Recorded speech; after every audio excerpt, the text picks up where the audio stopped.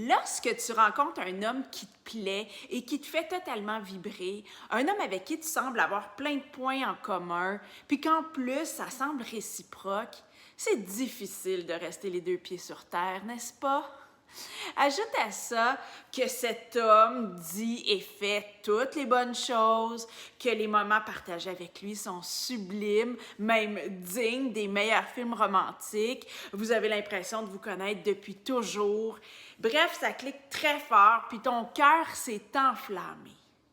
Prudence, surtout si tu es du genre à t'attacher trop vite. C'est jamais une bonne chose de t'attacher trop vite parce que tu risques de perdre l'objectivité dont tu as besoin pour déterminer si cet homme est le bon pour toi et s'il va pouvoir te rendre heureuse.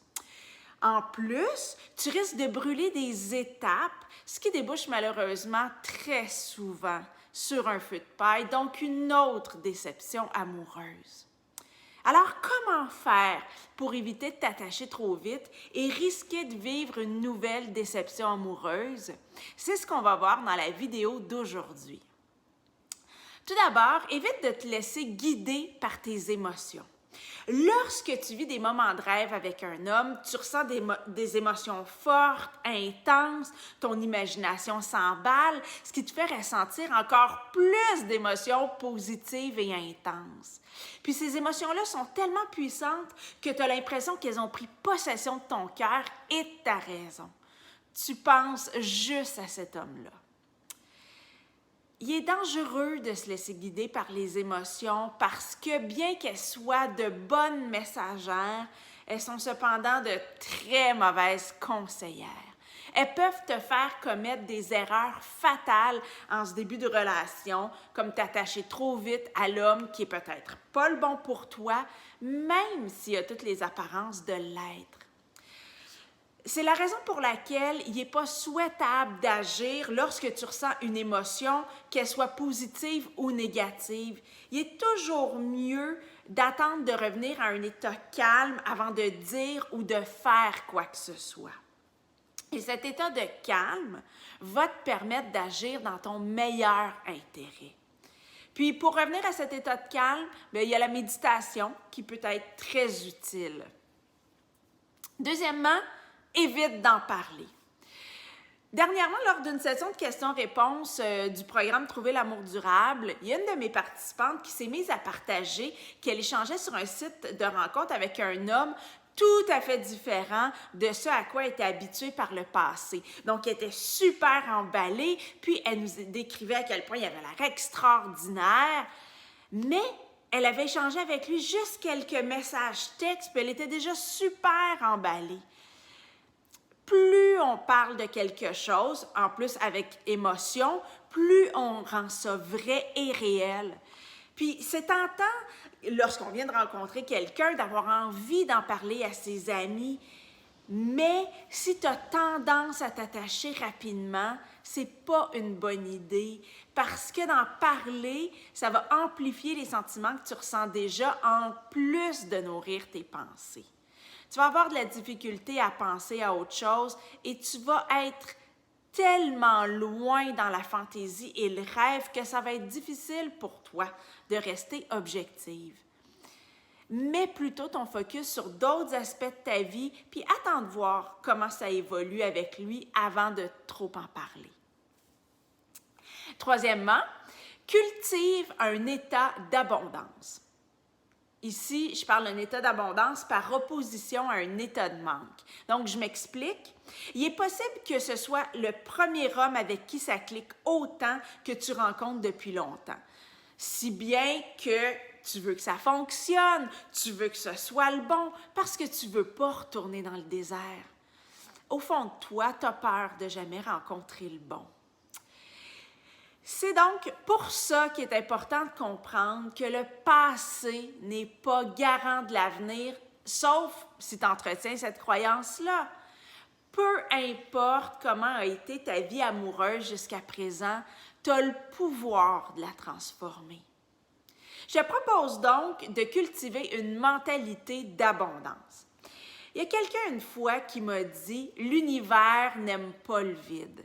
Ce qui veut dire qu'il y aura plein d'hommes intéressants et intéressés qui vont croiser ta route. Il va y avoir d'autres opportunités. Puis bientôt, pas dans 5 ans, là, plus tu entretiens des pensées d'abondance et plus c'est ce que tu manifestes dans ta vie.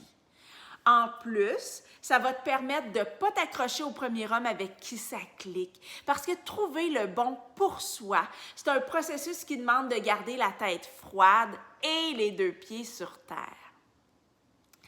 Quatrièmement, détermine le profil du bon partenaire pour toi.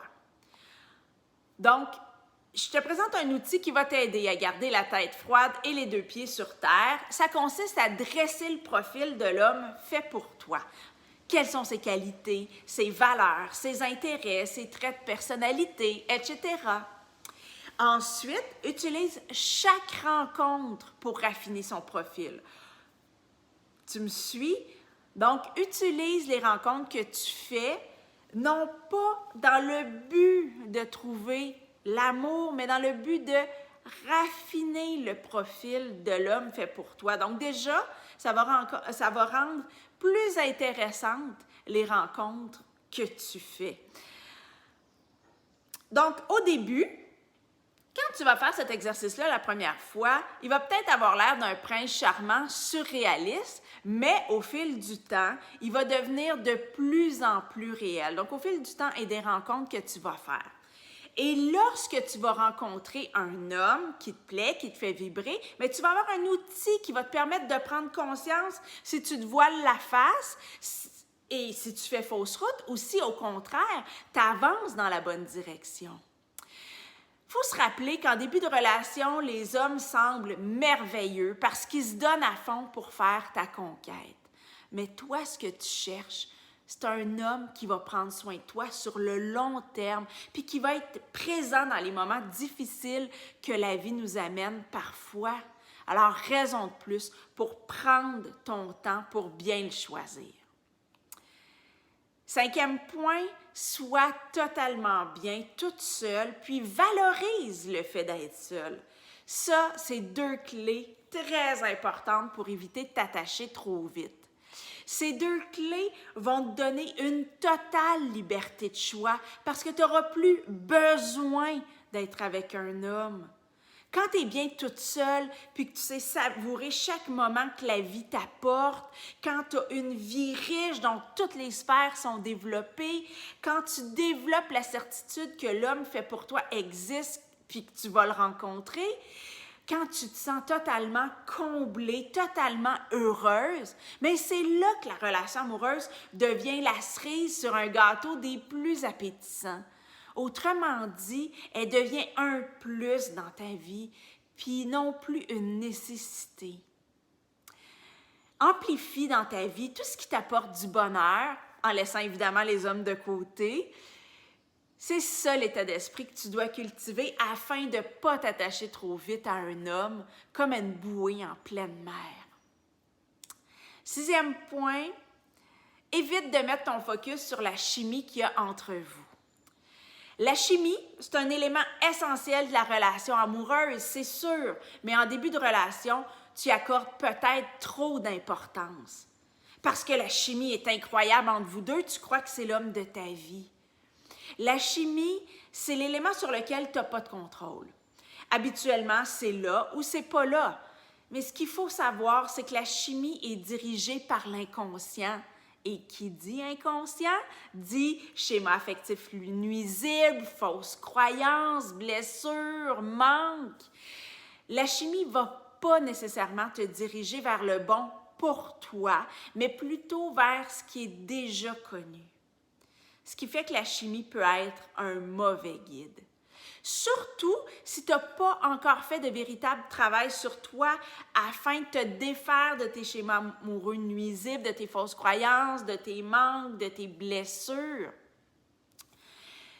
Il m'est arrivé, peu après mon divorce, d'entreprendre une relation basée beaucoup sur la chimie.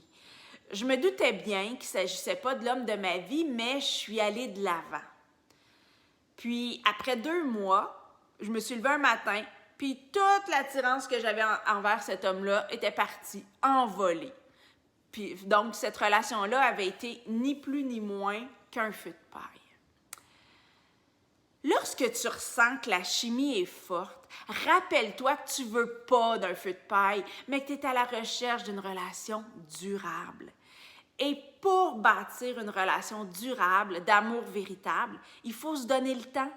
Brûler les étapes va t'avancer à rien. Garde ton objectif en tête, puis ça devrait t'aider à ralentir. Et finalement, 7e et dernier point, définis ton prix d'entrée. Ça, c'est mon conseil, mon dernier conseil pour éviter de t'attacher trop vite. Définir son prix d'entrée, ça veut dire définir ses standards. Ça signifie se positionner en femme de qualité. Autrement dit, tu n'acceptes pas n'importe quel comportement de la part d'un homme, puis t'arrêtes d'y trouver des excuses pour ses comportements. Je te donne un exemple. J'ai échangé avec un homme qui me semblait intéressant sur un site de rencontre. Puis là, je voulais lui parler au téléphone, mais il n'était jamais disponible au moment où je l'étais. Puis, il prenait la peine de me demander mes disponibilités, puis il me téléphonait systématiquement dans les moments où je lui indiquais que je n'étais pas disponible. Puis l'autre chose, c'est ça, il refusait de prendre du temps, là, du prime time pour me parler. Bref, après un certain temps, je me suis lassée. Il ne répondait pas à mes standards. Il se montrait incapable de payer son prix d'entrée.